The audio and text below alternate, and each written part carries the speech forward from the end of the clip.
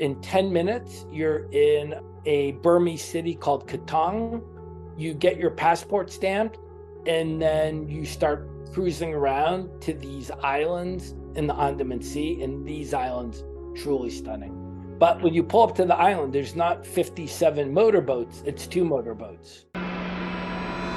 It's the top in my list of one of the most magical places. And as you said, you've got this incredible expanse, this horizon with about 2,000 temples of varying sizes.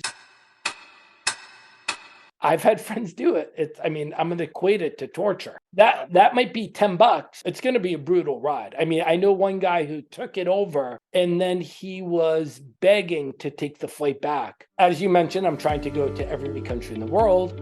And this is a tiny segment of the world travel population.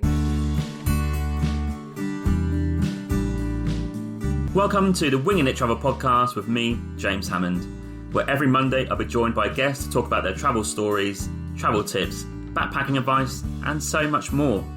Right now, I'm taking the podcast on the road travelling with me, so tune in every week for short form episodes detailing all my travels alongside my Monday guest episode. Are you a backpacker, traveller, gap year student, or simply someone who loves to travel? Then this is the podcast for you. This is a casual, informative podcast designed for you to inspire you to travel. There'll be stories to tell, tips to share, and experiences to inspire. Welcome to the show. Let's get into the episode. Hello and welcome to this week's episode where I'm joined by Ric Gazarian, who has travelled to 166 countries, and he's on a mission to visit every UN country in the world, which is 193.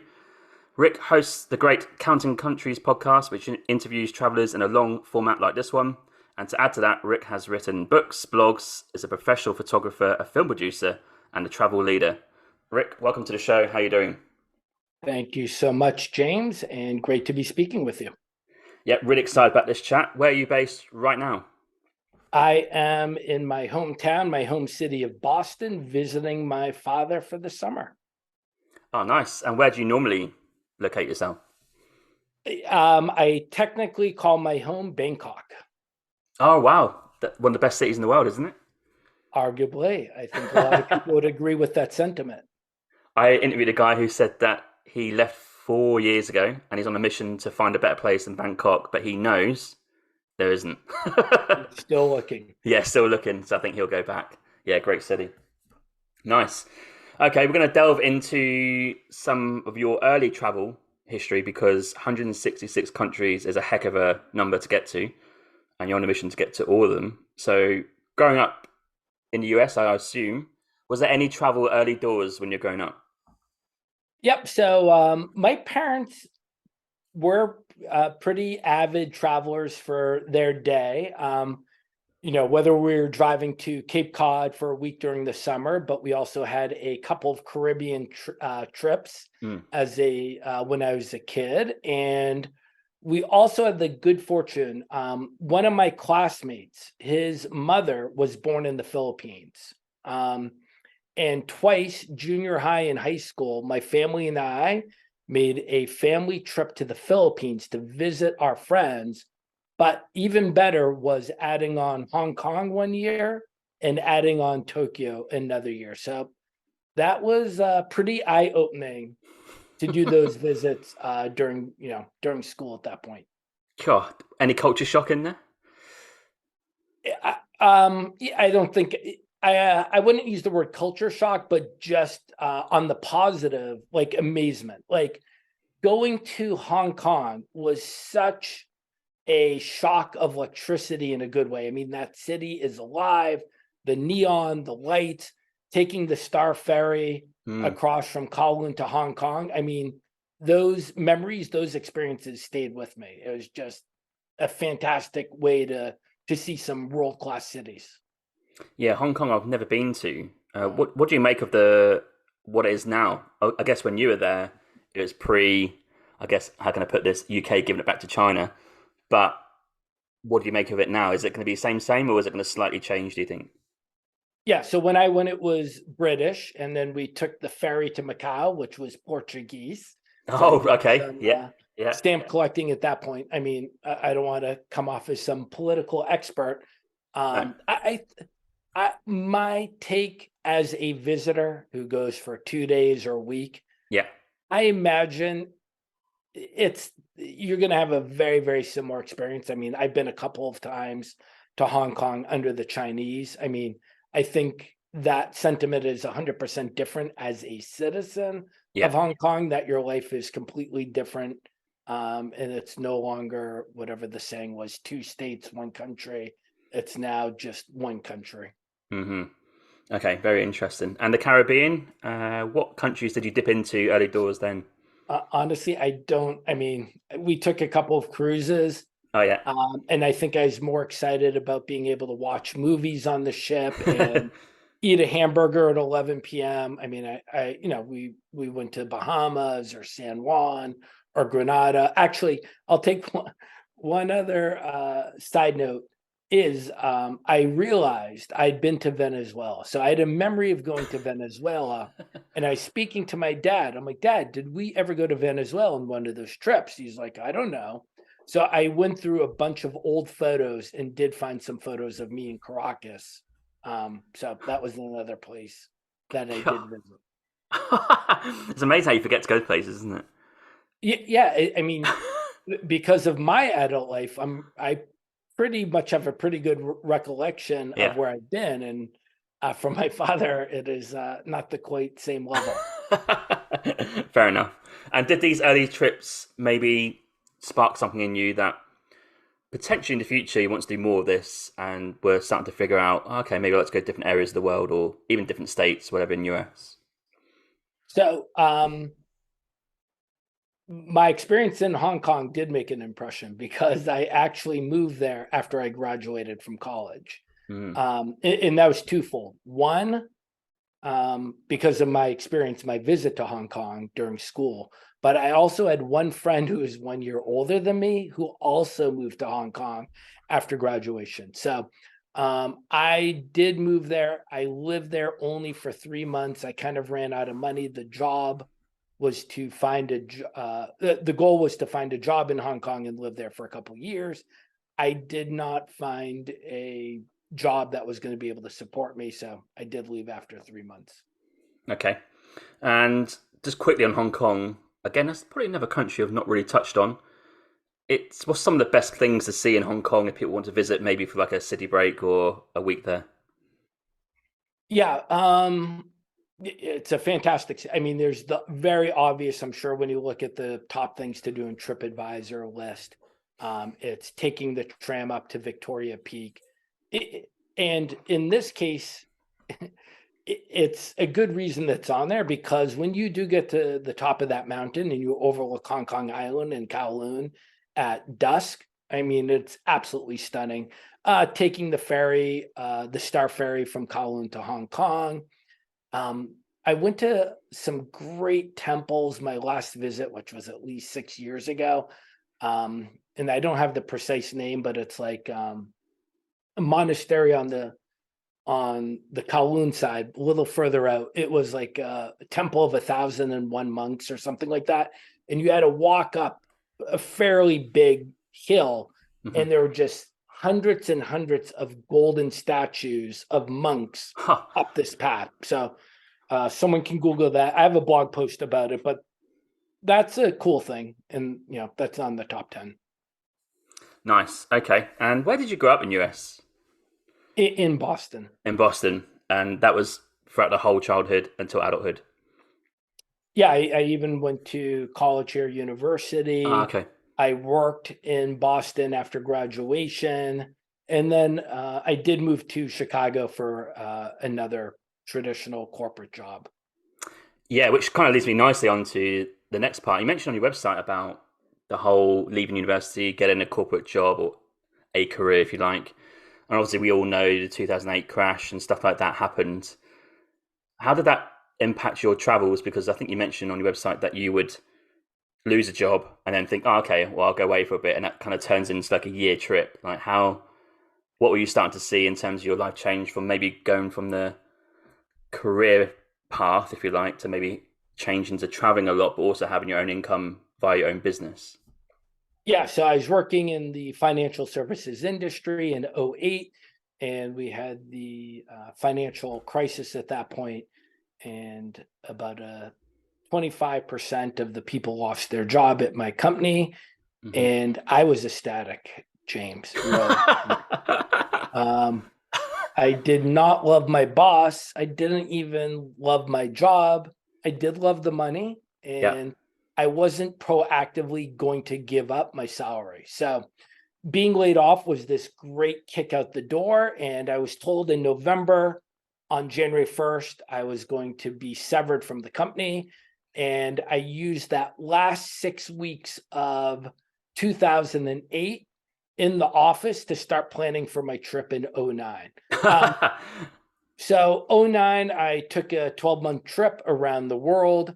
And during that trip, I just knew, I mean, it was, I guess, a slowly developing revelation that I was not going to go back to a traditional corporate 9-to-5 type existence. And I was going to have to figure something else out because I just didn't want to go back to that old template of life. Very interesting. I think I'm in the same journey now, not like from a corporate perspective, but just from a normal job. I don't want to go back to like that 9-to-5 normal job routine. It kind of scares me a little bit. But it's hard to figure out sometimes how to not go back to that. That's 100%. Yeah, 100%. It's a tough game. Okay, and we're going to mention one country early doors that maybe had an impact on you out of the 166, and that's Armenia. So when did you visit there first? My first visit to Armenia was in 2002. I went with my father. I am ethnically Armenian. So, there was a strong affinity to the country, to the people, without really knowing why. And this was somewhat of a discovery when I went back for my journey to my quote unquote ethnic homeland. Interesting. I got my first dose of probably like Armenian culture in Lebanon this year. There's a big, strong Armenian population in Beirut, and loved the area. We met a few locals who are Armenian. One of the persons who hosted us, her parents escaped a genocide, so very interesting lady, got lots of stories, and just the nicest people, and so much food. Wow. Absolute feast. You're not going to go wrong with that. So what can you tell people? I've got some actually facts here about Armenia. I don't know if you are interested in facts. I've got some quick fire ones, like done some research. It's known as an ancient country, so one of the 6 to survive for 1,000 years. They were the first country to adopt Christianity, and the first church was built there. The homeland of the apricot, which is my favourite fruit. And Armenian bread is on the list of the Intangible Culture Heritage List by UNESCO. James, that's an impressive list. So I like it. I mean, Armenia is today just a tiny nation, less than 3 million people, completely landlocked. The country has waxed and waned over the centuries, from touching the Black Sea, the Caspian, and the Mediterranean all at one point to not existing at all. So, I mean, it's really had all the trials and tribulations that you can imagine. I mean, some other interesting statistics or trivia, and this changes over time, but the oldest shoe was discovered in Armenia. The oldest wine press was discovered in Armenia. So, this has been a crossroads of humanity over millennia. So there a lot of activity over the years in this area. And what are some of your favorite spots to visit in Armenia, or maybe things that people should definitely go and see? For example, I'm going next year, so maybe 2 or 3 things that I would obviously go and want to see. Well, we'll have to talk again, James, and I'll give you a precise and granular rundown. Yerevan, the capital, is really, I have spent months and months, or probably like a year and a half there over my life. Just one of my favorite cities, capitals. It has really grown into this cosmopolitan city. It's a great restaurant scene. It's a great bar scene. It's a great music scene, a great wine scene. it's completely walkable. And there's so much history and culture there as well. I mean, it just, Yerevan just dates back centuries, and a lot of richness in that city. So one of my favorite places to hang out. But beyond that, it's a great road trip country, renting a car. Yerevan's kind of in the center of the country, so you can kind of divide it in two, up north and down south. In the middle is also kind of near Yerevan, is Lake Sevan, which is, again, we're a landlocked country. That's our biggest body of water. The second biggest city, which is, you go from 1.5 million in Yerevan. Second biggest city is Gyumri, couple of hour drive. That's only 100,000 people. It was subject to a devastating earthquake, I think in 88. Over the last several years, there's been a lot of investment, and it's become a real vibrant town to visit. There's some great UNESCO sites on the northern part of the country, a couple of churches and monasteries, beautiful nature in Dilijan, which is called the Switzerland of Armenia. In south, Khor a beautiful monastery that overlooks Mount Ararat, and Noravank, a beautiful stone church in a valley with a unique staircase on the exterior. I'll leave it at that. Wow. I did read somewhere that the road trip is the way to go, so I'm glad to hear you second that. I 100% will be getting a car out and driving the country, that's for sure. And the food, what's some of your favourite food there maybe people can taste?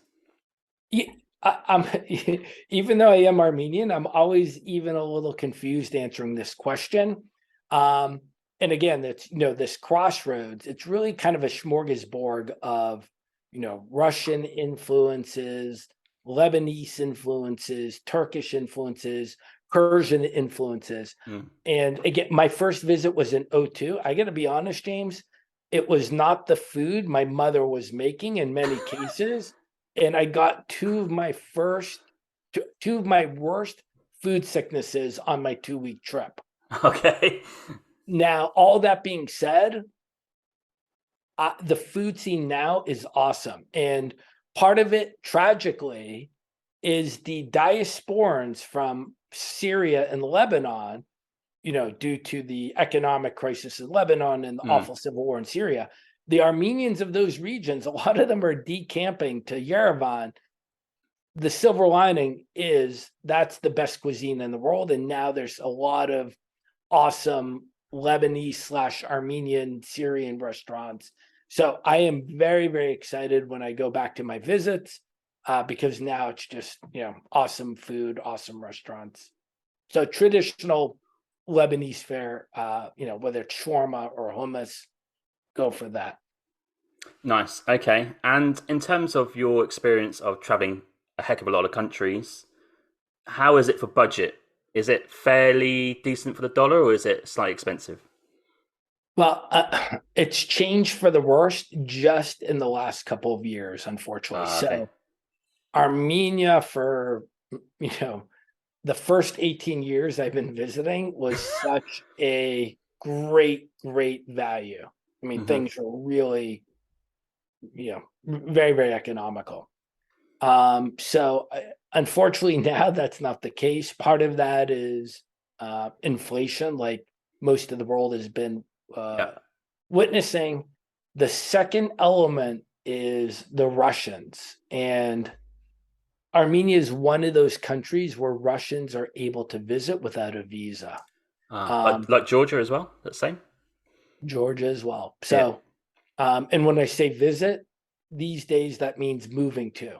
Yeah. So I've heard different numbers, whether it's 50,000, 100,000, but these Russians who are now moving to Armenia have distorted the entire market for the country. So the most severe example is real estate.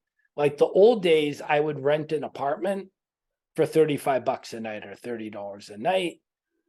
Now that's going to be double, maybe more. So there's simply not enough supply for housing.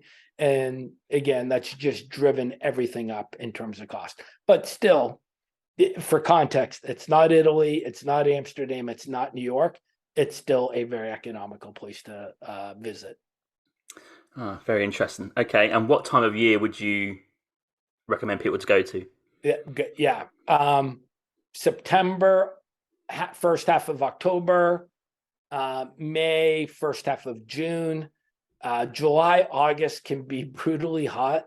And I mean, there's no point in really going during the winter. So that spring and autumn, in my opinion, best time to go.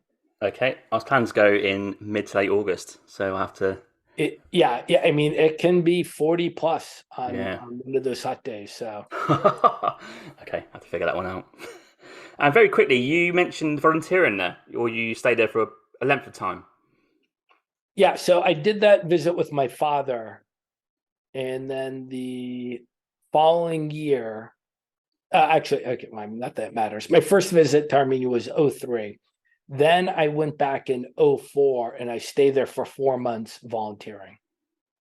Nice. And I don't know much about Armenia really, so it's quite an interesting question. But is that opportunity quite open to a lot of people to go and do? Like, what sort of volunteering would it be? Is it like teaching or other sectors? Yeah, so I'll give a shout out to the organization that Yeah. helped me. It's called Armenian Volunteer Corps. So you can Google them, look on Facebook, and they will help place foreigners into volunteer positions. Yeah, I mean, I think there's a ton of opportunity in terms of volunteering. If you have some specialized skills, Armenian Volunteer Corps AVC can help place you in that. I personally was working with an after-school group and a orphanage. Nice. Okay. Yeah, I might put the link in the show notes actually, so people can access that. That'd be pretty cool for a lot of people. Okay, we're going to move on to. We mentioned this a bit earlier about your change of thinking from going from the corporate world, knowing that you want to travel, and you wanted to set up your own business to have your own income to facilitate some travel, and basically not be location dependent. Right? I guess that's the ultimate aim. So, what were you planning in terms of a business to work on during your travels on the road? How were you thinking, and what were you thinking about setting up? Yeah, so that was the key, the question. So I got back from my '09 trip. I did start the two businesses I started were non-travel related. Hmm. So one was actually somewhat of a similar business to Uber. Oh, Um, okay. uh, and I did run that for at least 5 years. That did not work out, but never generated a lot of income. The second business worked out. That was simply investing in real estate. And that is what sustains me today. So I've been very fortunate the way I've set it up. I spend 10% of my time on real estate, but I make 95% of my income on that. And I spend 90% of my time on travel related projects and make 5% of my income on that. Sounds like a dream scenario. And I guess after the crash in 2008, I mean, it's all great with hindsight, right? That would have been the time to invest in real estate, right? I guess people like you would have been switched on to know that because it couldn't get any lower at that point, right? Straight after that crash. That is the logic, and that was the thesis Yeah. when I started investing. But I mean, I'm not some soothsayer, but it still wasn't obvious. So I started investing in 2011, and there was still blood on the street, and people were still extremely fearful. Hmm. But on paper, black and white, with my limited knowledge, it seemed to make sense, and I dipped my toe in the water, and it did work out. I do wonder if it's coming again, that same cycle. I'll tell you in a couple of years. Yeah, yeah. It just feels like it sometimes, doesn't it? Especially recently. Okay, and then this leads me on to Global Gaz blog and website, which you started as well. So you want to go into the blogging world, and I read something very interesting on your website, which kind of resonated with me. Is that you realised, and I think this is obvious, so many blogs out there write about the same thing about travel, but you realise that it was about the same places. And if you were going to different type of countries that people don't hear about that often, that would break through maybe SEO and people would search for that country, and that's a way to go into blogging. So that's quite an interesting thought process. But I guess alongside that, you had to travel to these countries too, right? I think all of that's true. And I mean, I would love to tell you, James, I am some incredibly successful, knowledgeable blogger. That's not the case. But I mean, logically, I'm going to give a parallel anecdote, which Yeah. will kind of answer this, which I kind of like. And I'm making these numbers up a little bit. But if you go to things to do in Amsterdam, it's something like 2.7 million. Yeah. In other words, all known information is available for Amsterdam. Yeah. I went to Bangui. Bangui is the capital of Central African Republic. And if you look at things to do in Bangui, it's 27. So using that train of logic, I mean, there's simply less information about Eritrea and Algeria compared to Amsterdam and Paris. But of course, conversely, there's millions of people searching for info in Amsterdam. Yeah. There's not that many people going on holiday to Gardea, Algeria. So fair. And how has the ride been blogging? How have you found it? How often do you normally blog? Just per trip? That's really changed. And actually, in the last 18 months, there's really not any new blog post. I mean, there's some, but it's not of the traditional blogging that I typically was writing after visiting a new country. So that's changed quite a bit. I think it's just a heck of a lot of work, isn't it? To really get, I guess, up top of my mind, something like Nomadic Matt was one of the first ones to do it, I guess, to really blog. But he obviously was in early doors and got it going. But if you want to reach that level, that's just going to be a lot of work, isn't it? Day in, day out, week in, getting those blogs out, new content. Yeah. So, I mean, I know Nomadic Matt a little bit. He's tremendously successful from a business standpoint. And there is no debate. It is a real business. So it's not like, oh, I'm typing up something in Chiang Mai, which, he did at one point or another. I mean, now it's a company with employees and benefits. So it's a tremendous ton of work to accomplish what he's done or any other blog at that level. I mean, mine is, whatever you want to call it, mine is a micro niche blog, in the parallel opposite to a Nomadic Matt. And then same thing. I mean, Nomadic Matt is writing about Paris and Mexico City. Yep. And of course, statistically, that's where most people are going. Most people are not visiting Eritrea or, Sudan. So, I mean, that's the reality of it. And for anyone who is looking to maybe go into that like travel business area of website, blog, maybe a podcast, but mostly blogging, is it still key for people to do that because you can add in like affiliate links and there's a potential way to make an income? Or is that still like I don't know how to put it, it's what you think is going to happen, but actually it's not that achievable because it's so hard to get to? It's 100% achievable. But again, it's not just some little fun hobby that you're doing on the beach. I mean, you have to really develop true skill sets, whether it is email marketing, SEO. I mean, it's not just something you're doing,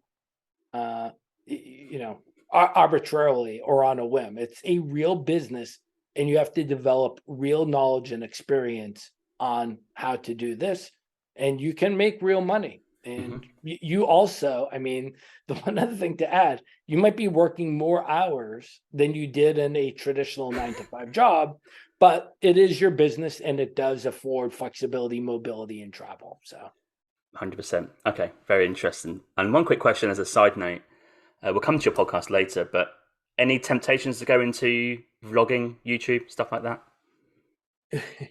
Well, I do have a YouTube channel, and I am definitely not a vlogger. But on a funny side note, I went to Iraq the other year, and I made two vlogging type videos on Hmm. Iraq, part one and part two. And I was traveling with my friend who is a little bit more of established of a YouTuber.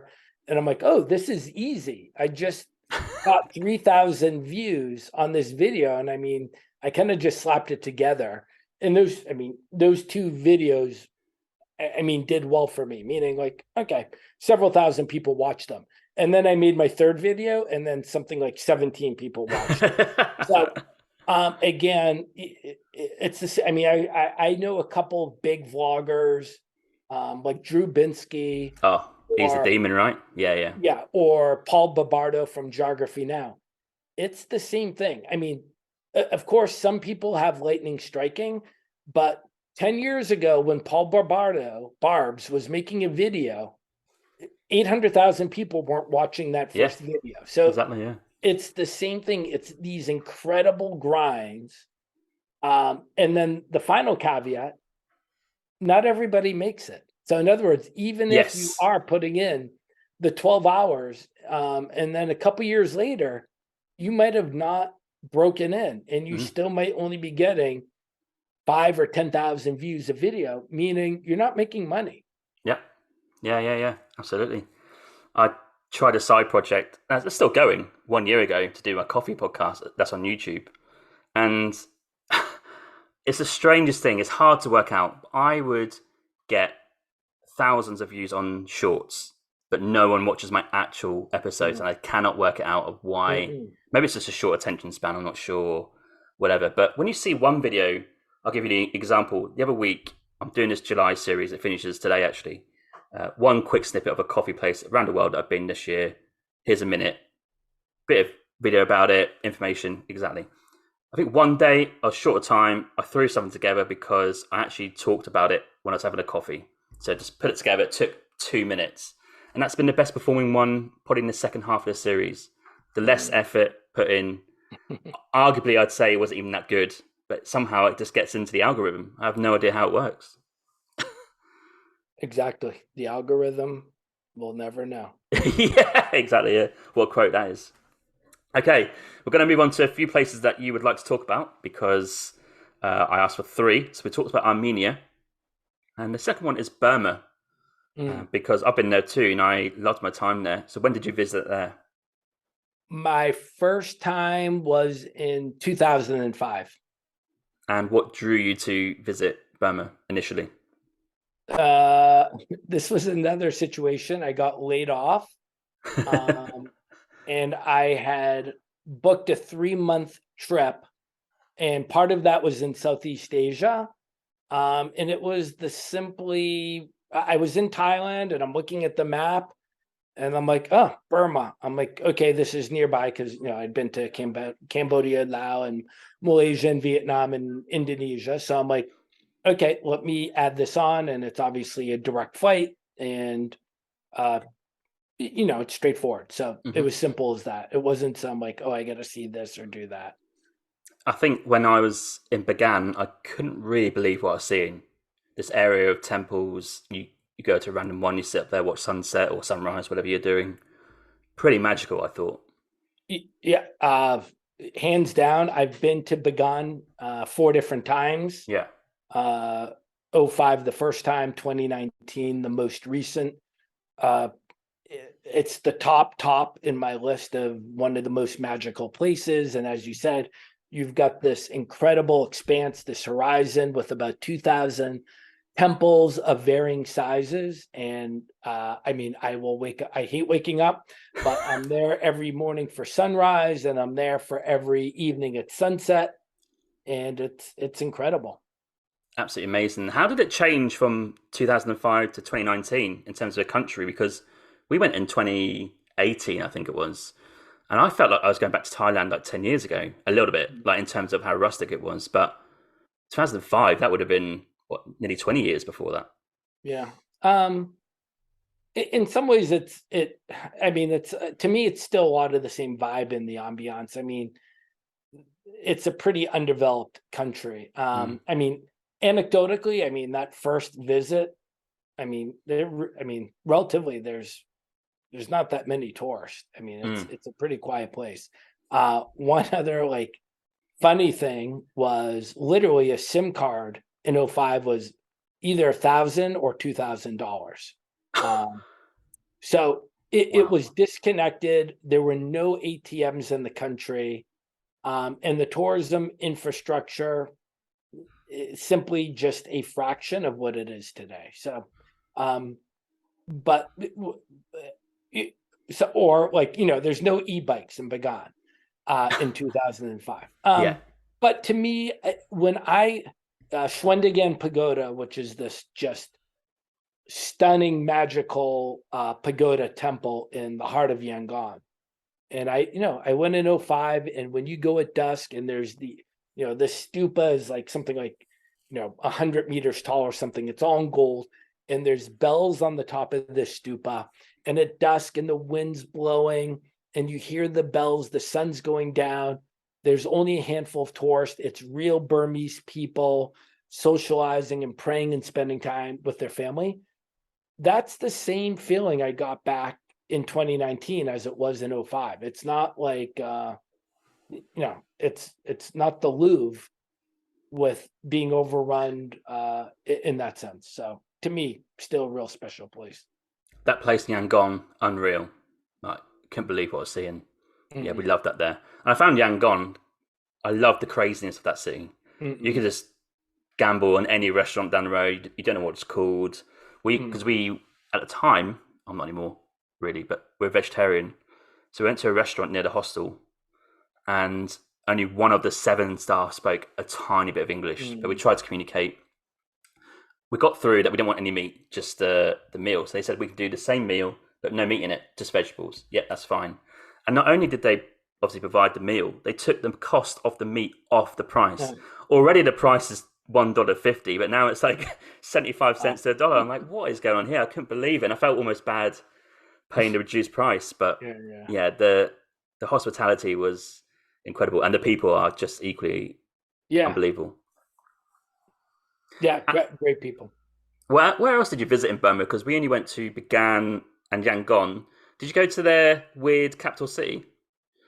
No, I haven't. I still haven't been there. My first visit was Yangon, Bagan, Mandalay, and Inle Lake. I mean, that's the first visit, 99%. I mean, that's intro 101 to Burma.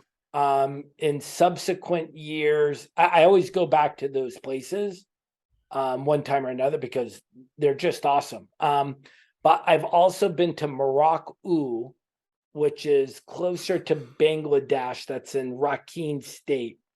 And Morocco really, I mean, it's relatively off the beaten path even for Burma. And they have their own temples, their own series of temples in Morocco, which are just stunning and awesome, but more so for their interiors. So that is a real treat. I then, when I was in Morocco, one of the other things you can do is you jump on a, 4-person little motorized boat and drive around for an hour, 2 hours, and you go to these small villages. And there are some ethnic groups in Burma. I mean, it's not really a thing today. And the women are dying out. So, you're going back like 60, 70 years, but it's all the women whose faces are completely tattooed, looking like spider webs. Right. So you're able to go visit these villages and meet them and take photos of that. And then in 2019, it was like 4-hour drive from Bagan or 5 hours. The regional capital, Mindat, which is Chin State. So I went for the Independence Chin State Day. Okay. Which was just like this really fun festival. It's up in the mountains, rented motorcycles and drove around. There's a lot of many, many more women with the spider web faces in this region. And then on one other trip, I went to the islands. You actually leave from Thailand. What's the name of that town? On the Andaman Sea in Thailand, the skinny part of Thailand on the west side, is the Andaman Sea, and you jump on a boat, and in 10 minutes, you're in a Burmese city called Katong. You get your passport stamped, and then you start cruising around to these islands in the Andaman Sea, and these islands truly stunning. Oh, do you know what? I thought was it? I don't know if it might have been you or I saw this on Google. Must have been or Instagram or something like that a few weeks back, and I couldn't believe what I was seeing. Looked like paradise. It's stunning. I mean, it's the same islands that are Thai Yeah, in yeah, the Andaman Sea, yeah. but when you pull up to the island, there's not 57 motorboats; it's 2 motorboats. Oh, I think I saw this the other week. It Yeah. really I went probably whatever it was 2018, and every year I'm like, oh, I'm going to go back this year, go back this year. Hopefully I'll get back at some point, but just so gorgeous. Do you think, from a travel perspective, that the junta who've taken over would change things from a tourist perspective, or do you think it's just equally okay to go? It'd be the same as 5 years ago it is to now. Um, well, I mean, I think they want the tourism money. Mm, And I haven't yet. I mean, I would visit, I just haven't yet. yeah, I'm having friends who've been going back the last 2 years. I think one of the major differences is more parts of the country are off limits because there's actual fighting. yeah. But my understanding is like the big four, Yangon, Bagan, Mandalay, and Inlay are all visitable. So, Okay, that's yeah. good. And again, I mean, it's like one of those things. If you're in the country for 2 days or a week or 2 weeks, the awfulness in many cases is not going to touch you. It's Hmm. you're a foreigner visiting. Yeah. Okay. I think I need to go back to those islands because I couldn't believe what I was seeing. It's Yeah, yeah, awesome. yeah. You kind of rejigged my memory there. That's great. Okay, that's Burma. That's fantastic. We both love that country, I think. So that's great. We're going to move on to the third country, which I've not really had actually on the podcast. It's Madagascar. This is a very unique country, isn't it? Just because of the geography, it's been isolated for hundreds of years. When did you go there? Same sort of questions, really. And what enticed you to visit? I was just there in this year in May. Yeah. So recent visit. I mean, this isn't a very inspiring answer. The reason I went is simply because I'm going to every country in the world. Hmm. But I mean, I was very excited about this country. As you said, it's unique. It's sort of this giant, I mean, it's almost like a continent. It's isolated. It's this crazy mix of people. A lot of the people tie their heritage to Indonesia, which, Oh.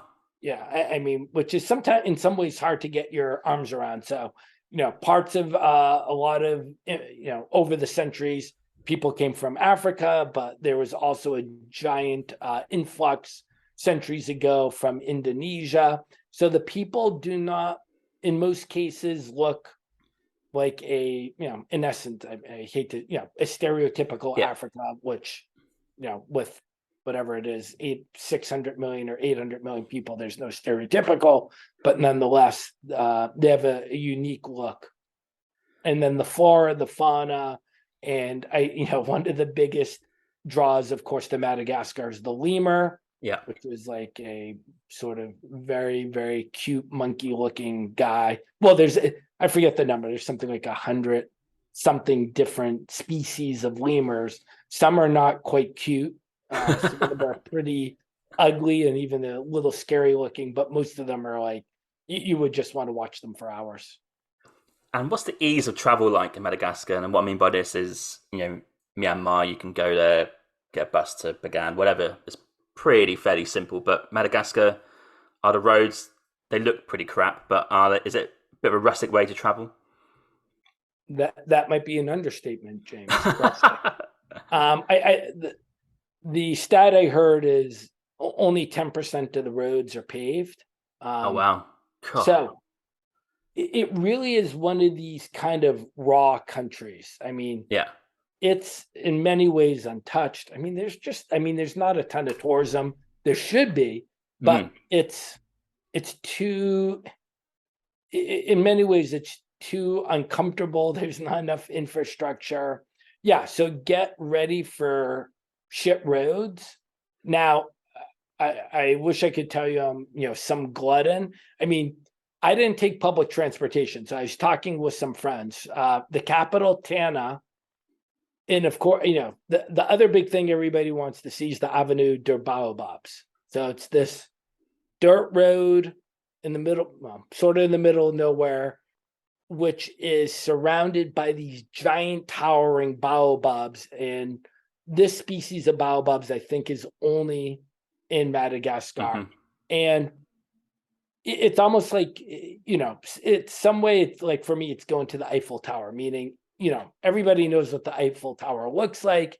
I had seen a million pictures of the Avenue de Baobab, but same thing. I mean, it totally beat my expectations. When you get there for sunset, it's absolutely gorgeous. So you get 2 ways to get there. Well, 3 ways. One, you can fly, which is like a 40-minute flight from the capital to Morondova, which is the main city out there, if I'm saying it right. It's 45 minutes. It's an easy flight. The problem is it's expensive. Like, one way is like $175. 2, there's only 2 flights a week.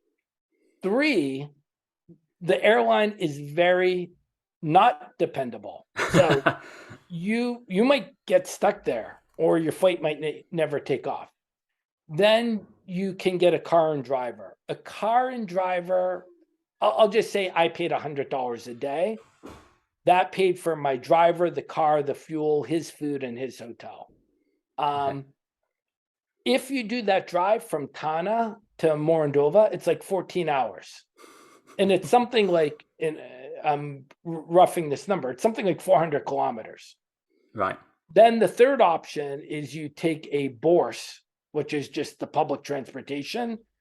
And I've had friends do it. I'm going to equate it to torture. So that might, that might be $10, but it's going to be a brutal ride. I know one guy who took it over, and then he was begging to take the flight back because he didn't want to take it back. Yeah. But there were no flights. The flights are all sold out because it's like, 70-person plane. And again, it's only twice a week. So he got stuck taking the Bourse back to the capital. So it's tough driving, 100% worth it. I really enjoyed the country. Okay. And a side question, you've been to a lot of countries, so who has the worst roads that you've seen? Yeah, that's hard to say because it's like when you're on them, then it's the worst. And then you're looking back. West Africa, like Guinea or Guinea-Bissau. There are just some tough roads there. I was in Cameroon the other year. Those were kind of like torture. Madagascar, those were some tough ones. So there's a lot of challenging roads, but those make the good stories. I've weirdly had sort of an idea to do an episode on roads because I'm fed up with seeing crappy roads. Just get like people's opinions of where they've been around the world. Where's the worst roads? I don't know if that'd be interesting. Probably quite boring. But when you are on them, you are just cursing it. I think my recent one, I'm sure you've been to Nepal, where it just takes hours and hours to go 80 kilometers. It's just like, it's just soul destroying. And Madagascar, budget-wise, I know you said you pay $100 a day for the driver.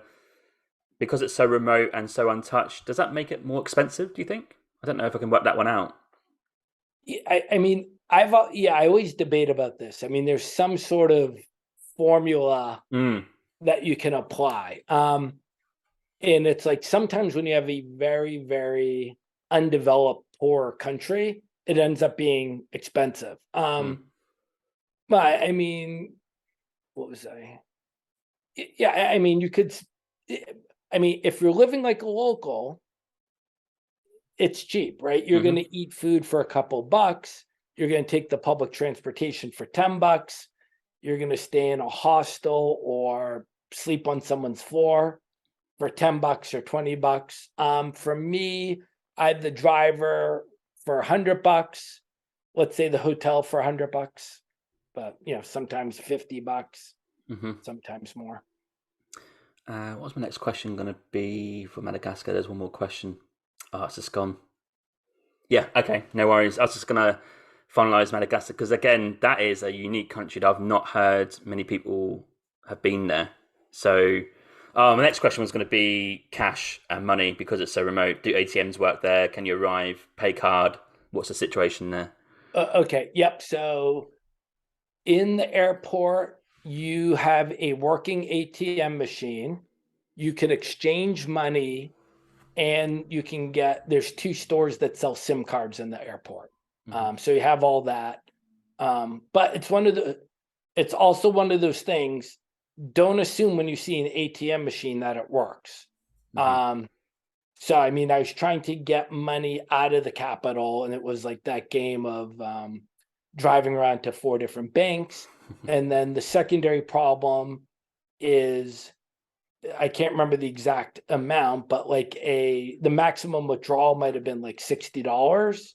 And then the next problem after that is they cap the number of $60 withdrawals that you can do. Oh. So the takeaway is bring cash, and they are a bit more partial to the euro than the dollar. Oh, interesting. Okay. Because of their connection with France. France. Yeah. So they also, and expect more people expect to speak French than English as well. Yes. That was an interesting conversation with Frank when he went through the Congo. I was thinking during the conversation, you had one advantage here, you could speak French. I was like, if I was doing that journey and I can't speak French, how on earth would you just get through it? No, I don't. I mean, what he did in DRC, I mean, he's insane, but you would have to be 5x insane if you couldn't speak French. Yeah. I guess Tim Butcher tried many years ago, but had to get out. So yeah, I don't think he speaks French. There you go. Yeah. Okay, that's great. I've got some other questions, kind of like about philosophy or your travel, or just a little roundup in terms of a few questions about all these countries. Has anyone given you real culture shock? And do you think culture shock can only happen once? Yeah, I was thinking of this little anecdote from the first time I went to Burma. And like, of course, every year you travel, you gain more experience. And, I'm definitely more experienced now than I was in 2005, obviously, logically. Yeah. So I don't want to say I was scared, but I was taken aback. So, even more so in 2005, as you recall, many women have a paste rubbed on their face. So it's this paste that they make out of some tree bark, some water, and a couple of other things, and they rub it all over their face. It's done for several reasons, from my understanding. One is to protect their skin, like a suntan lotion. Some of them paint on design, so it's done from an aesthetic point. But I remember the first time I got to Yangon and I'm walking around, and I was totally thrown off by seeing this paste rubbed over every woman's face. I mean, that was, I was shocked. I mean, the quick answer, because I've only seen that really, Madagascar, they actually do that a little bit. Okay. Not at the level as Burma. And Comoros, they do that a little bit. So if you hadn't seen pictures and you didn't know, and you roll off the plane, that might be a bit of a surprise. Okay, interesting. And what about the question of what is a country? I mean, I get a bit, I don't know what to say, basically, because there's UN countries, like you said, 193, then 166, but you must have been to regions, areas, territories, as well as the official country, right? So do you count them on a separate list, or do you have a list of maybe countries and territories and other stuff? Like, how would you define a country, do you think? Yeah, I mean, this, of course, this could be a second episode. Yes. So, as you mentioned, I'm trying to go to every country in the world. And I mean, this is a tiny segment of the, world travel population, right? Like some people go on vacation, they drive an hour to a lake or a beach near their home. Another person jets off to Cancun for the week for all-inclusive, drinky drink. And then, you know, my little segment that I'm in is chasing 193, going to every country in the world. Within our community, there's endless fighting, arguing, debating, and sniping on what the number is. I'm a simpleton. I'm using 193. That is extremely common. That's the number of member states in the United Nations. Mm-hmm. But right after that, it's, you know, you can add in the two observer states, which are Palestine and Vatican, which brings you to 195. Mm-hmm. Then there's a list of countries which are partially recognized by some UN members. I think it's like 7. So that would be like Kosovo or Taiwan, which are recognized by some UN members, but have never gone through the entire vote at the UN. And that goes all the way down to Northern Cyprus, which is recognized by one country. Yeah. So you can add on 7 countries there. Yeah. Then some people will do South Ossetia, Abkhazia, Nagorno-Karabakh, Transnistria, Somaliland, which in many cases really do look like countries, but are recognized only by other non-countries. Yes. And you can keep on going down further down the list. Like one last example is Greenland. So you can visit Greenland, and if you are chasing 193, that's visiting Denmark. Yeah, right. Of course, yeah. So, and I mean, they're, you know, completely different, but Greenland is part of Denmark. But some people go, "Oh, I just visited a new country, Greenland." Well, it's, in my opinion, it's not a country. It's a giant territory of 100 people. It's a giant territory of only like 100,000 people who live there. Their foreign policy and military and self-defense is controlled by Denmark. So, but it's great to grab a beer or coffee and argue and debate with all of your friends on what counts. But there's so many of these places, isn't there? I mean, where I first recognised this sort of this debate is the Cook Islands. I don't know if you've been to Cook Islands. I was like, a new country. Well, it's not. It's New Zealand. It's part of New Zealand. Yeah, which, if you ask the Cook Islanders, you're Kiwis. I don't think we are. I mean, administratively we are, but you know, as people we're not. So there's all these places, like in the Atlantic Ocean, there's all these islands, and Pacific Ocean too. It's just a never-ending battle, really, where someone could say they've been to a country, but actually, technically, it's part of something else. Yeah, so like you know, someone's just asking if I'd been to Bermuda, which I haven't. They're like, and I'm like, well, it's not a country; it's part of the UK. I mean, the other little rabbit hole, which is fun. I mean, I don't know, since you're British, have you heard of the Principality of Sealand? Oh, Sealand, yeah, it's like a little island, yeah. So off the east coast. It's near where I'm from. Yeah. Okay. Yeah. Okay. So I went to Harwich, which I'm pronouncing. Oh, Harwich. Yeah, down the road. Okay. Yeah. So I went to Harwich, and I was so fortunate that I was with a small group of people that was able to visit the Principality of Sealand. Principality of Sealand has a ruling family, royal family. They have a flag, a national anthem. They have their own currency. They have all the trappings of a country.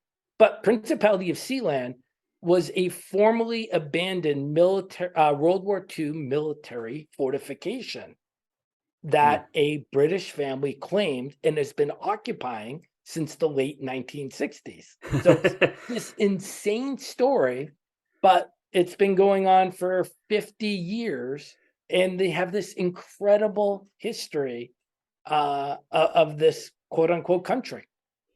Yeah. I do recognise that. And there's one island in the UK that fascinates me where I've never been to, and that's Isle of Man. They technically, I think, have their own language. Right. Is it Manx, I think it's called? Just this little crossroads between Ireland and UK in the middle of the Irish Sea. Just real fascinating. Technically, not a new country, but it is its own thing. It's just it's a rabbit hole. It's a whole episode and a whole debate, I think, about where you've been. And that kind of leads me to the next question. Are you part of any of those communities who kind of counsel these places? Yeah, I mean, at some level, I'm in all of them.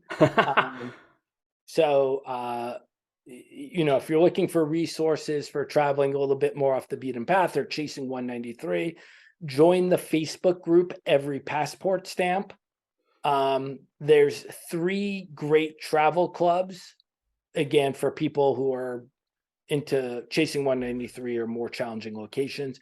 You have the Travelers Century Club, you have mosttraveledpeople.com and nomadmania.com.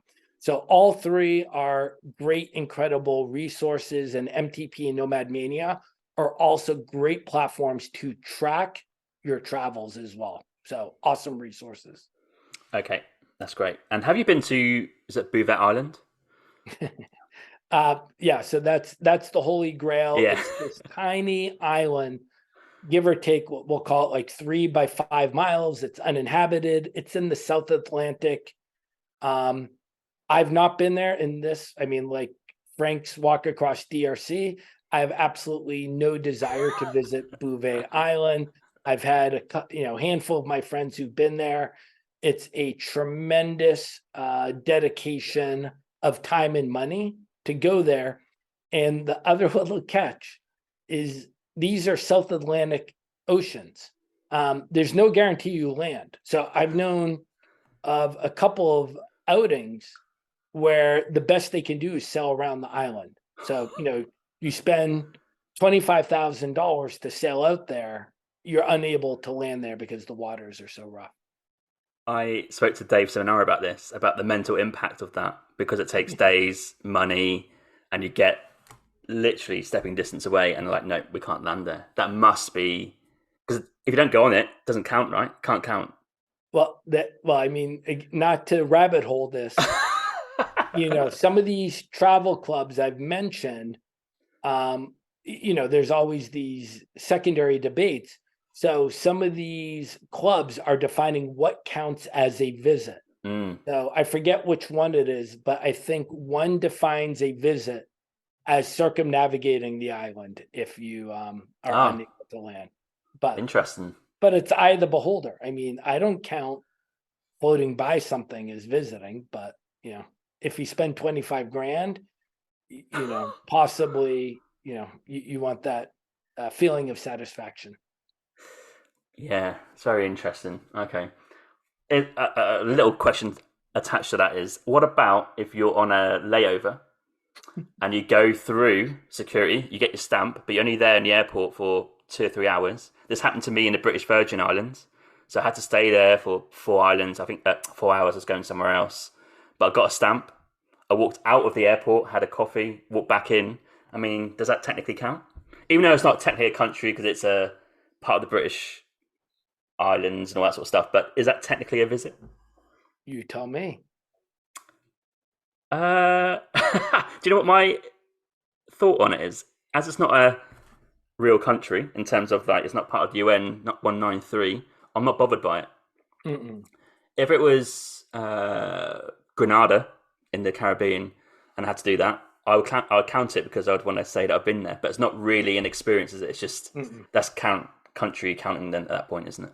Yeah. So the group nomadmania.com, which I encourage everybody to take a look, is this great resource for the community. They do a lot of surveys. So one of their big surveys in 2022 is what counts as a visit. And they gave all these different hypotheticals. So this is the sense of what they were writing in one example. Okay, so you take a train through a country.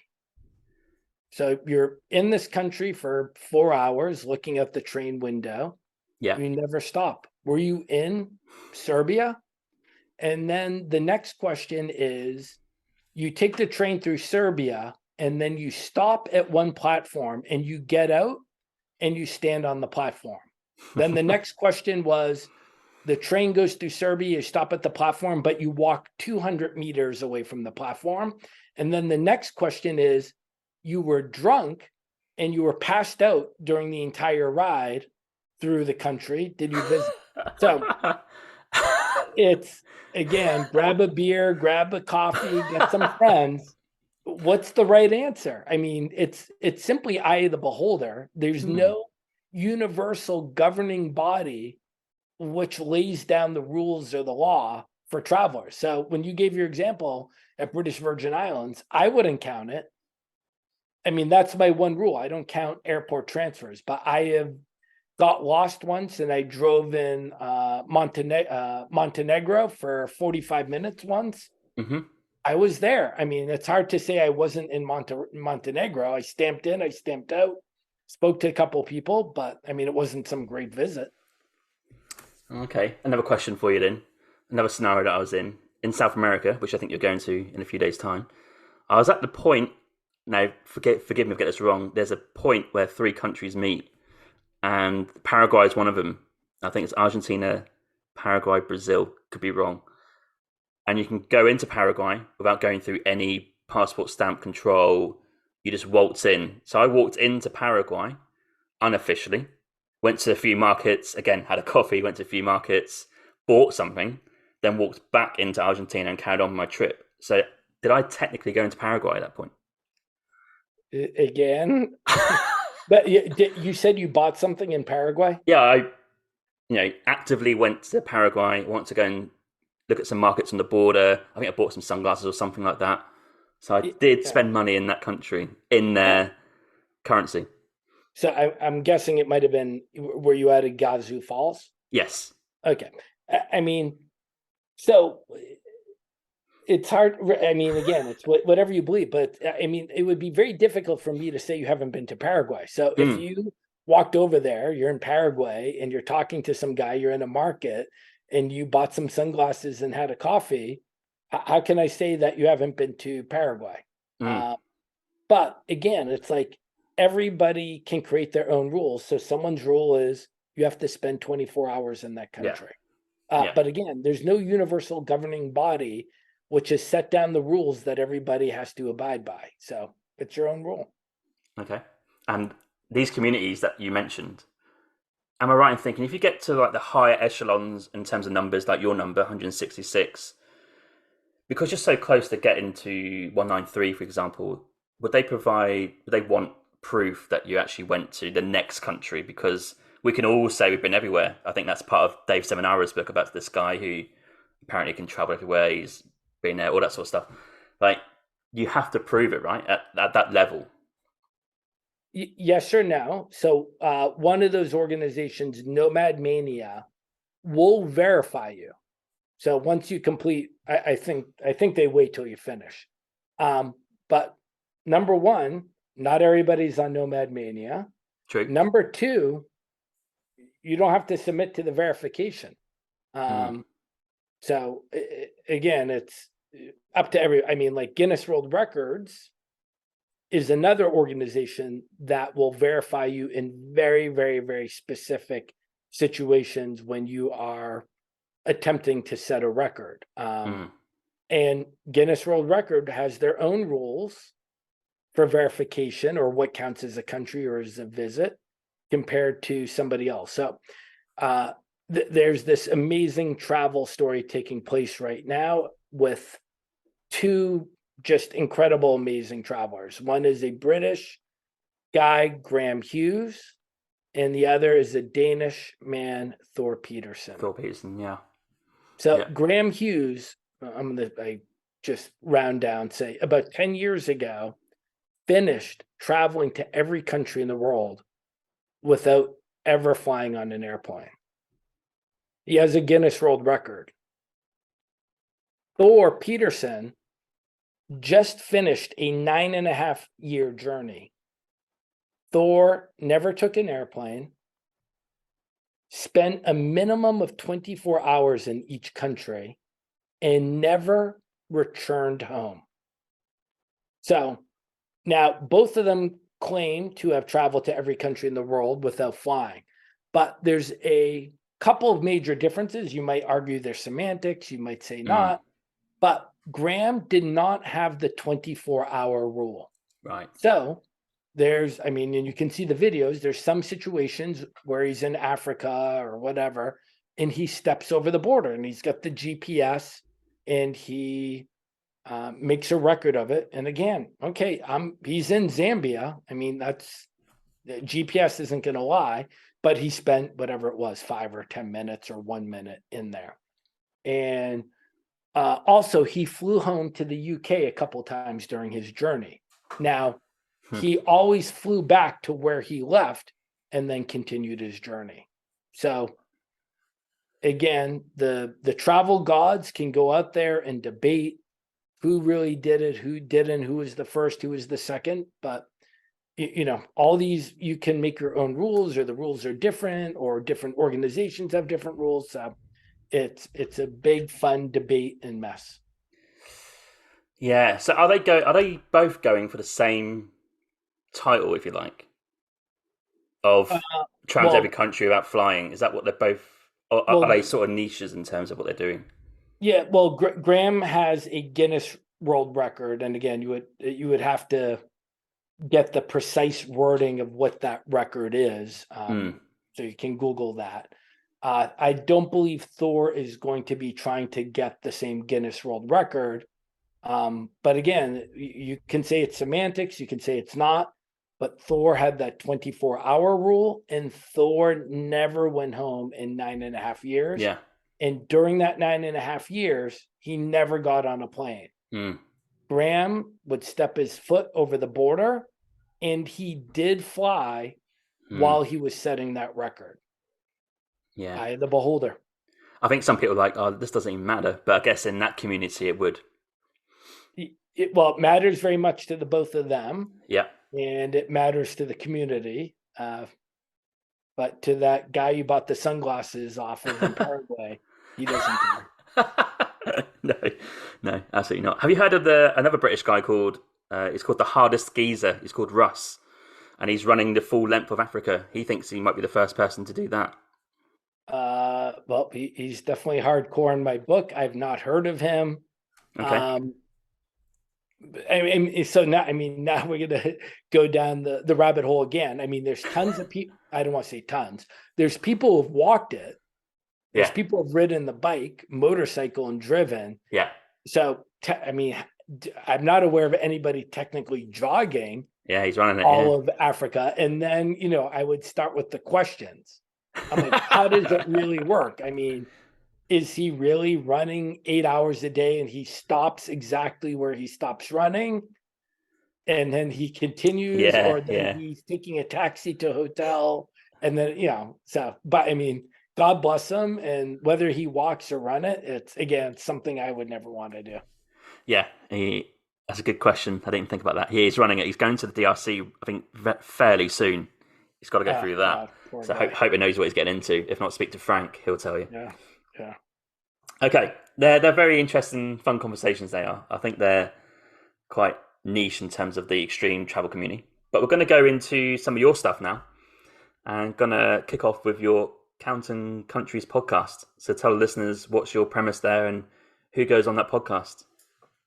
Yep. So Counting Countries podcast, I've been doing it 2015 or 2016.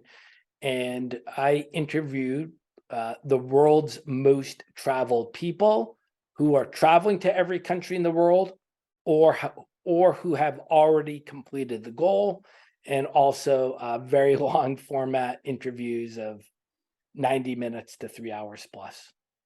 So there's special requirements to get onto your podcast.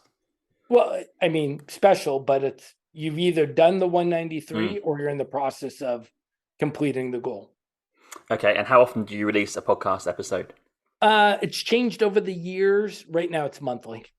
Okay, and is it fairly easy to get guests? I guess it's quite a unique niche group of people, isn't it? Yeah, that's what I kind of thought in the beginning. Yeah, like, oh, it's a very limited universe, and maybe I'll have to stop in several years. But that's not the case. I mean, at monthly, I mean, it's really infinite. Yeah, the 193 community has grown so extensively just in the last 5 years that there's so many more people who are trying to accomplish that goal. So I'm not worried about running out of guests. Okay, interesting. I think that's my secret goal, 193. Yeah. Oh, okay. Yeah. Welcome. Yeah. I'm nowhere near yet. It's official now since you said it. Yeah. I think it all comes down to realism, doesn't it? Money, time, all that sort of stuff. but that is a goal of mine, I think, eventually. Okay, and you also hold an event called the Extraordinary Travel Festival. That is correct, James. So, as I just mentioned, this community, I mean, it's robust. It's grown so much. It's diverse. It's everywhere. Every country, every continent. I mean, in some ways, most of it's online, right? Hmm. You're on Facebook or Instagram. You're exchanging WhatsApp. Um, so, in other words, like in the quote unquote olden days, I would never call someone my friend who I've never met.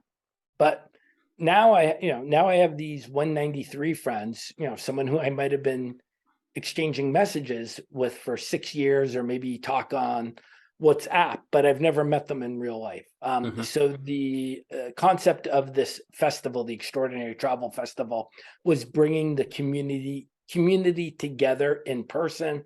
The first event was in October of 2022 in Armenia, and 130 of us gathered for a multi-day event of parties and dinners and trips and traveling.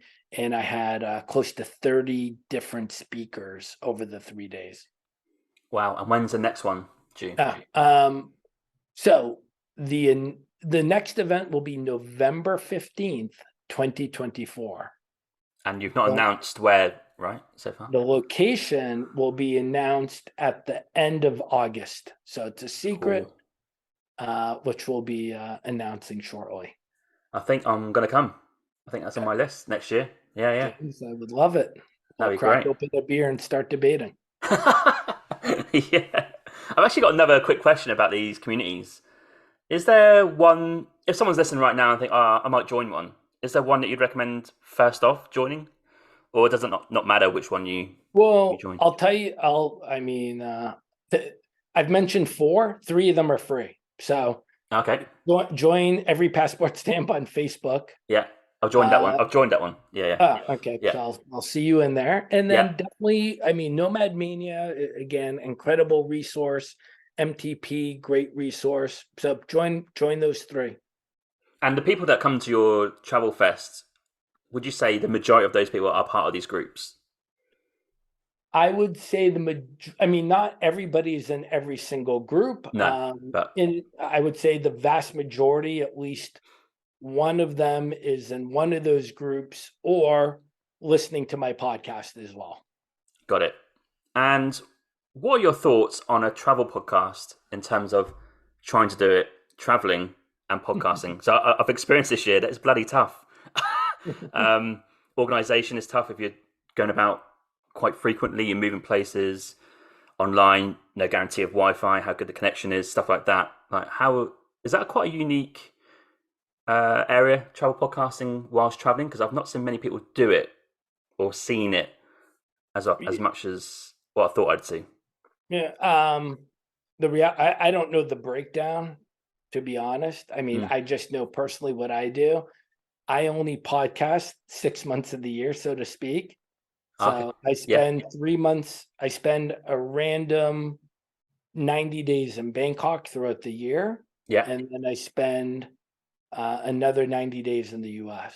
The other 6 months, I'm traveling here and there. Mm-hmm. So I only podcast when I'm either in Thailand or the US, because intranet, I don't want to carry my microphone. It's not a lot of equipment, but that's still another pound and a half. And then, when you're traveling, sometimes you're moving around quickly, or you don't know where you're going to be next.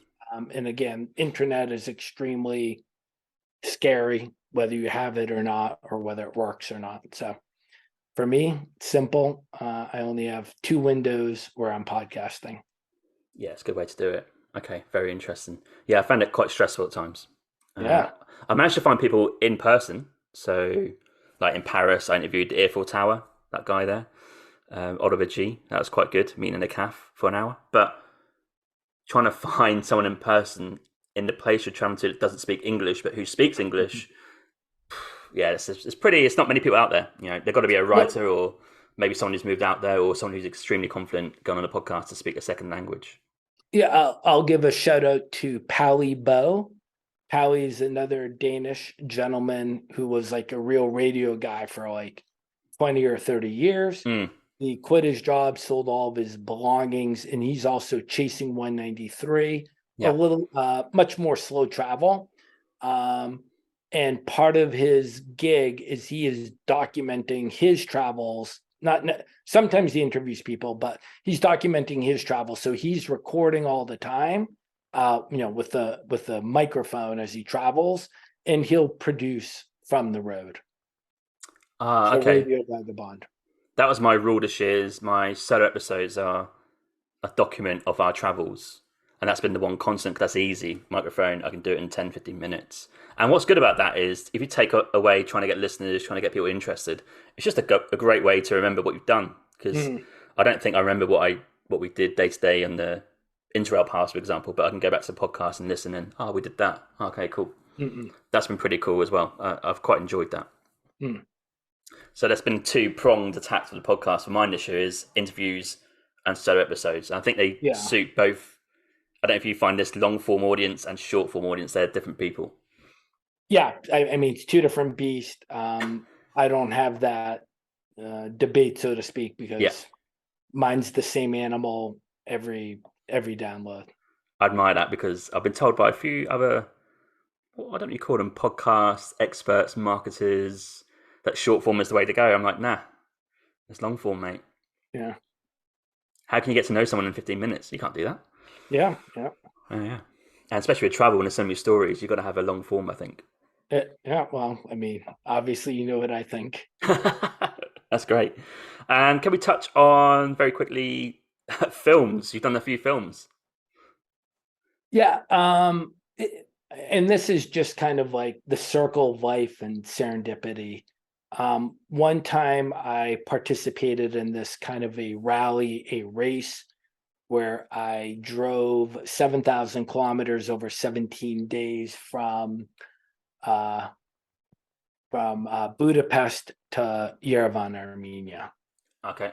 So you were competing against other teams. It's kind of just this epic journey, barnstorming through this interesting part of Europe and the Caucasus. When I got to the Armenia, I met some old friends from my volunteering days. One of them was a former student from the after school group who is now then like a 22-year-old guy, and he was a professional filmmaker. And I was regaling him with these amazing journeys of this road trip. One thing led to another, and we said, we're going to film a movie. So I found another rally, and this rally was driving a auto rickshaw. So, the three-wheeled semi-open vehicles with the 7-horsepower engine from Mumbai to Chennai. So 2,000 kilometers. And it was 12 days. So my former student and his brother joined me and my friend Keith, who drove the rickshaw. And we shot this full-length movie, which we ended up putting on iTunes and Amazon, etc., and going to film festivals. So it was this, it was just this awesome, really rich experience and adventure that I would never...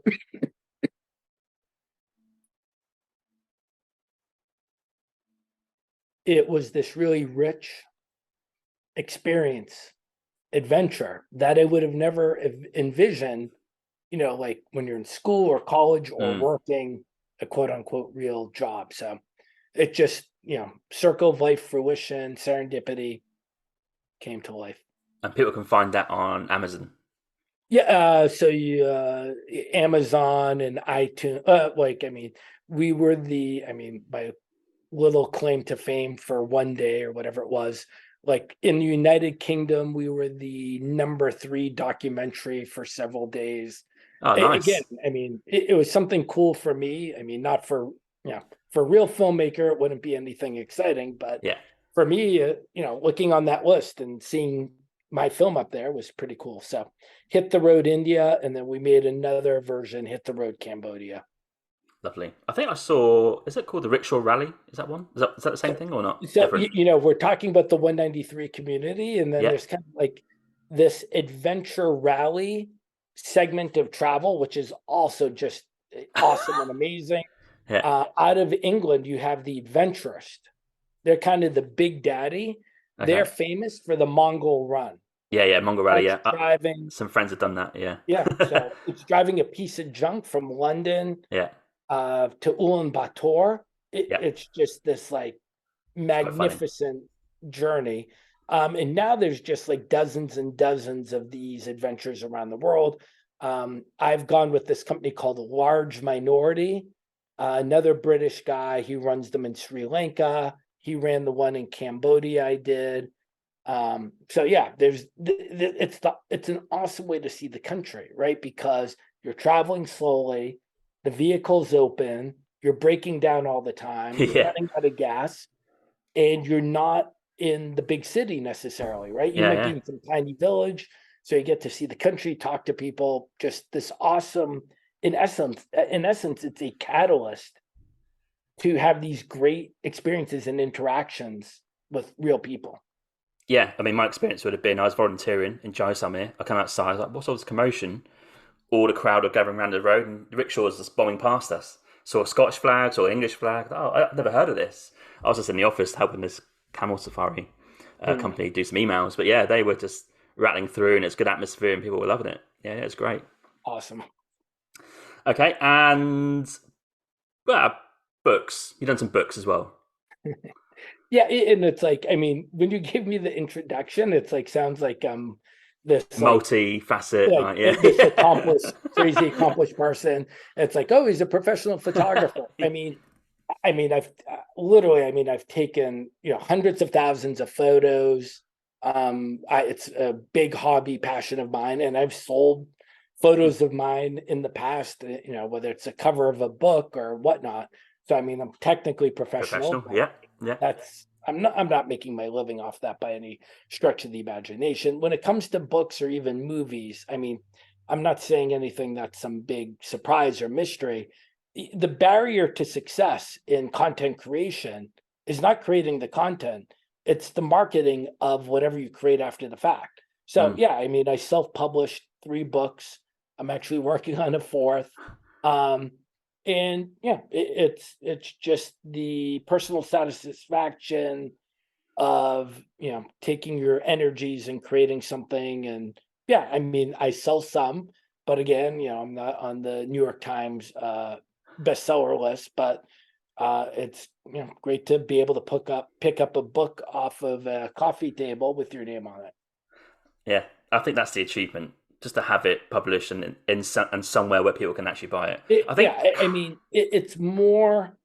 It's 100x the work to market the book. Yeah, And it's like sometimes when I would consider marketing the book, it'd be like, okay, what's the cost of whatever I'm thinking about?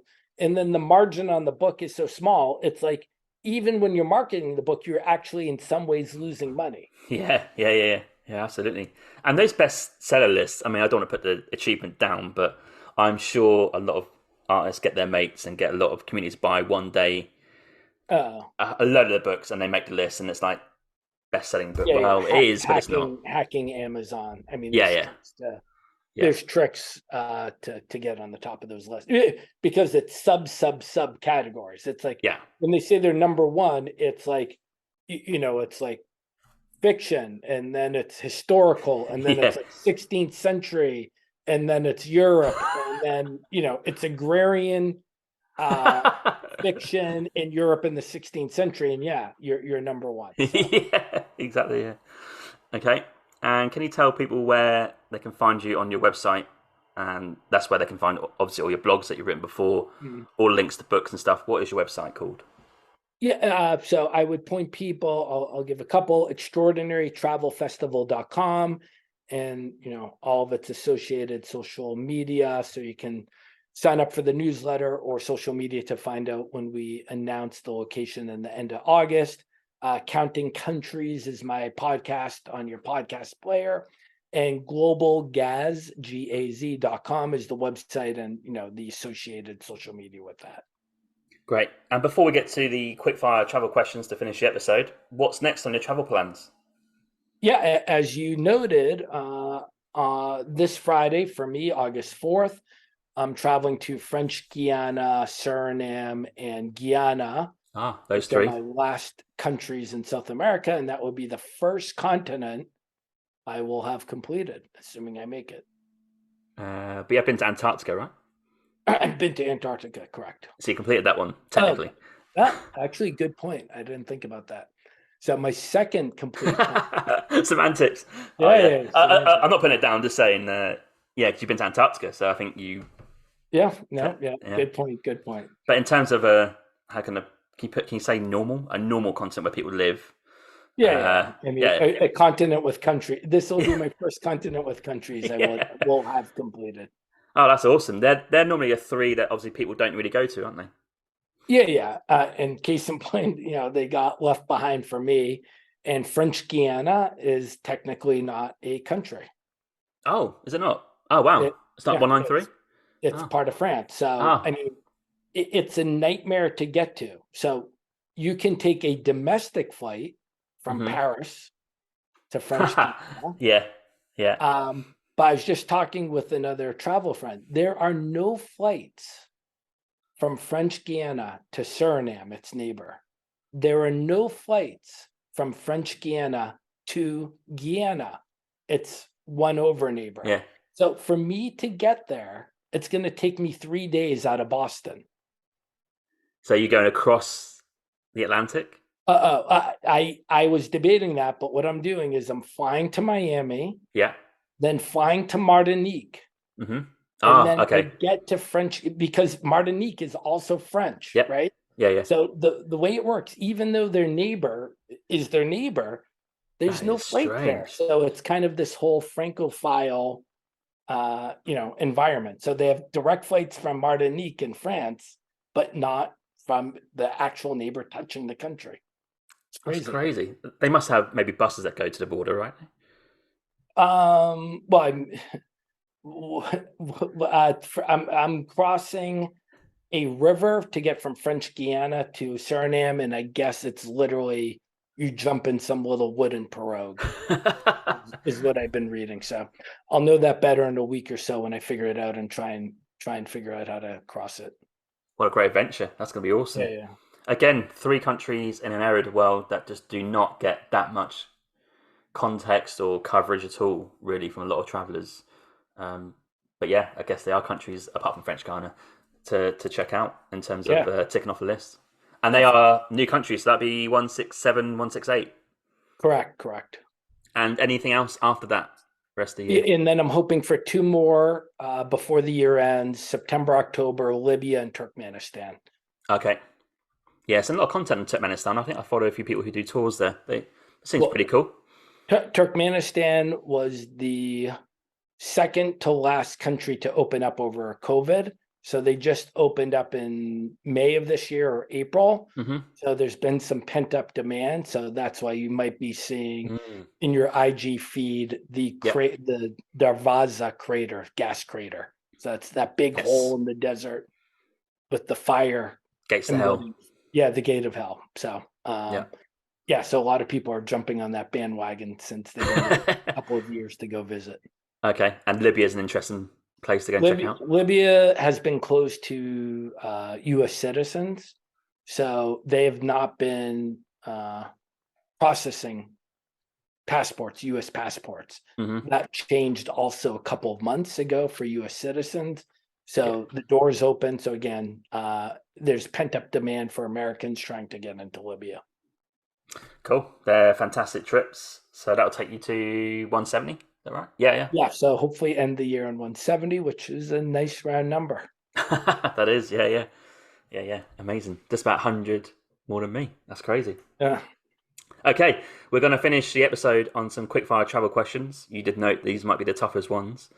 These are normally the first things that come to mind. And this is going to be a pretty tough one, I'd imagine. Hey, just a quick one. I just want to say there are many ways to support this podcast. You can buy me a coffee and help support the podcast with $5. Or you can go to my merch store with the affiliate link with TeePublic, where there's plenty of merch available to buy, such as t-shirts, jumpers, hoodies, and also some children's clothing. Thirdly, which is free, you can also rate and review this podcast on Apple Podcasts, Spotify, Podchaser, or Good Pods. Also, you can find me on social media on Instagram, Twitter, Facebook, and TikTok. Simply just search for Winging It Travel Podcast, and you'll find me displaying all my social media content for travelling, podcast, and other stuff. Thank you. It's travel question time. The top 3 countries that you've travelled to. What happens if I say Burma, Madagascar, and Armenia? Is that cheating? No, it's not cheating if you want to put those in stone. I mean, the reality is every time I get asked this question, the answer changes. Because there's no true favorite for me. Mm-hmm.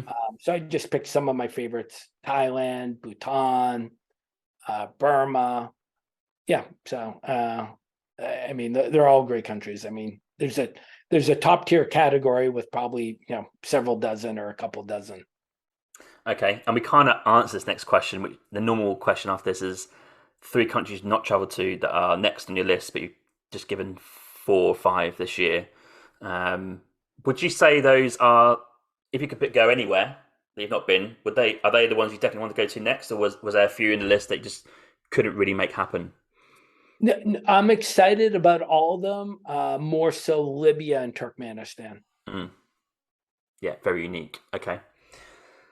And if you could sit and have a coffee in any city in the world and watch the world go by, where are you going to sit?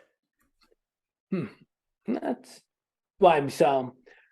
I don't know whether to answer from a coffee perspective. Oh, that's the next question. No, just from the city perspective.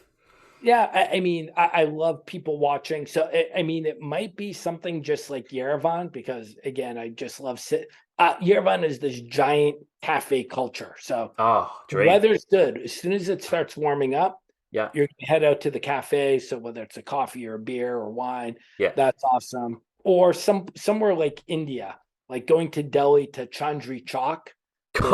Chaos. Yeah. So, I mean... That's as good as any, Mission Impossible movie. You can just sit there and soak it all in. Lovely. Okay. And next question is, which country does the best coffee, would you say? I'm going to do my favorite coffee, and that's Im Cafe. And Im Cafe is a tiny cafe in the building I live in Bangkok. And usually around 12 o'clock every day, I go down there for my iced cappuccino and talk to the owner for a couple of minutes. Yeah. So that's part of my daily routine when I'm back home there. Love it. Okay. And top 3 favorite cuisines that you've tasted on your travels? Lebanese, Syrian, number 1. Number 2, Indian, and number 3, Italian. Got it. Those last 2 very popular answers, of course. And a favorite beach? Favorite beach is going to be Koh Mak.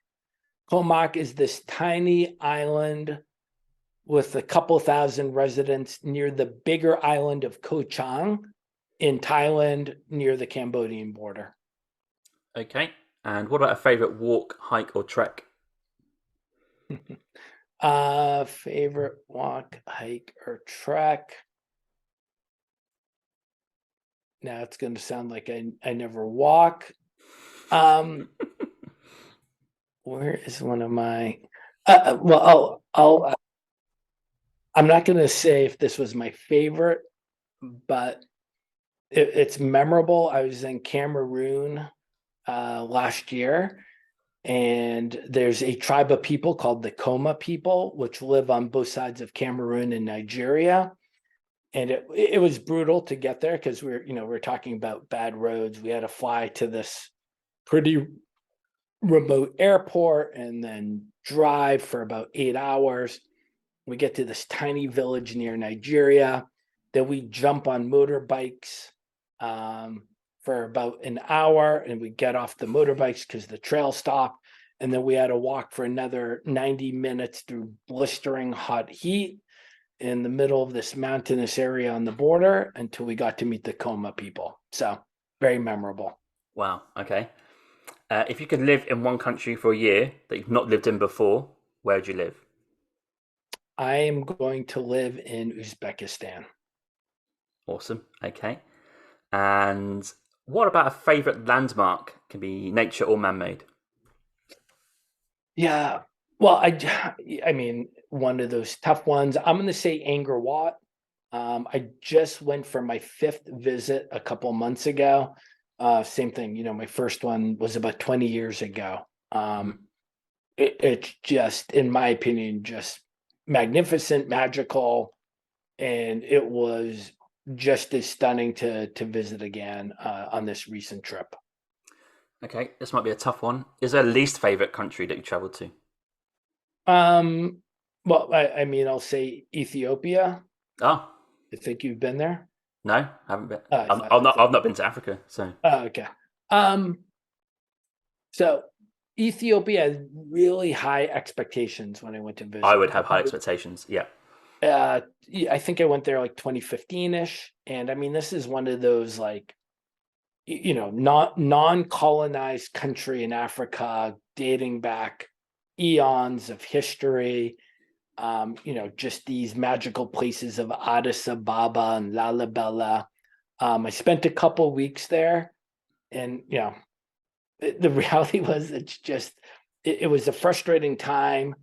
So many people love this country, but also if you ask a little bit, they also have a lot of the same negative experiences I've had, meaning, the people throwing stones at you or chasing you and trying to rob you, and virtually everybody's asking for money. And the reality is, after a couple of weeks, this got extremely tedious, and I usually say this country is my bottom pick. Interesting. Because I had a chat with David's seminar about that. He had a chapter in his book about the people who don't like travel. So that kind of intrigued me to ask maybe more, how can I put it, honest questions about travel. Yeah. Maybe not all fluffy duffy and all that sort of stuff. Okay, if you could interview one person on your podcast that you've not interviewed before, who's that going to be? Do they have to be alive? Yeah, I'm talking like a realistic person who's about. Well, I actually, you just reminded me to follow up with this guy. So there's a guy named Bruno Rodi. Okay. I think he's Canadian, and he's an older guy, and I've known of him, and he just kind of came back on my radar screen, and I'm like, I've got to talk to this guy. He's been to every country in the world. He's been to the North Pole, the South Pole, and he's climbed the 7 summits. Oh, so wow. The highest mountain on each continent. So, and on top of this, and I got to get the details, so this is kind of secondhand, and I can't really find him on the web. Like, also, when he went to the South Pole, my understanding that most people go to the South Pole, spend about $80,000, and they fly in a Russian plane from South Africa to the South Pole, spend a couple of hours, and then fly back. Okay, right. This guy, from my understanding, I have to confirm this, he pulled a sled and walked there. Right. This guy sounds epic. So I do want to get him and document some of his travels and experiences. Okay, very interesting guy. I don't know him. Okay, 2 questions. Penultimate question is, if someone wants to do the 193 in one sentence, what's the best bit of advice you can give those people? Don't give up. Okay. And the last question is more generic to travel. If someone's listening right now who's maybe not traveled as much or at all, but is thinking about it, what 2 sentences or 3 can you give to maybe motivate these people to take a risk, get out there and see a different culture and country? Yeah, it's somewhat similar. It's don't make an excuse. So my keynote speaker at the Extraordinary Travel Festival was Tony Giles. He's another Brit. He's been to 130 countries, which is extremely impressive and admirable. And he likes to couch surf. He takes public buses and transportation, but a lot of people do that, but nonetheless, still an impressive travel resume. The catch is he's blind. So Imagine going to Pakistan, not speaking Urdu, taking a bus for 6 hours, and then hoping your couch surfing host is going to meet you at the bus. So his takeaway in his keynote was stop making excuses. Go out and do it. So I'm going to steal his line and tell everybody same message. That's awesome. Okay, Rick, thanks for coming onto the podcast. It's been a great chat.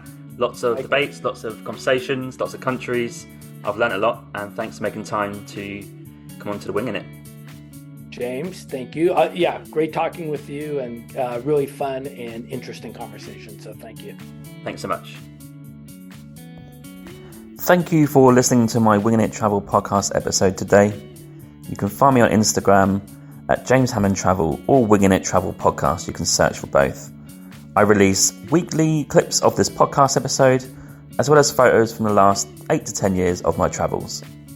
You can also follow me on TikTok, Facebook and Pinterest by searching Winging It Travel Podcast. I do release daily content to do with travel and the podcast throughout the week. Also check out my website, jameshammond.org. There's content about myself, my travels, and there's also a newsletter sign up as well as a contact form. Finally, please rate and review the podcast on Podchaser. This is my platform of choice. Alternatively, you can rate this on Apple or wherever you get your podcasts from. This really helps the podcast gain a bit of traction for the future in terms of guests and content. And I'm glad to see that you guys are listening out there, reviewing it and enjoying the content so far. Stay safe, stay humble, keep listening, keep traveling, and I'll catch you soon. Cheers, James.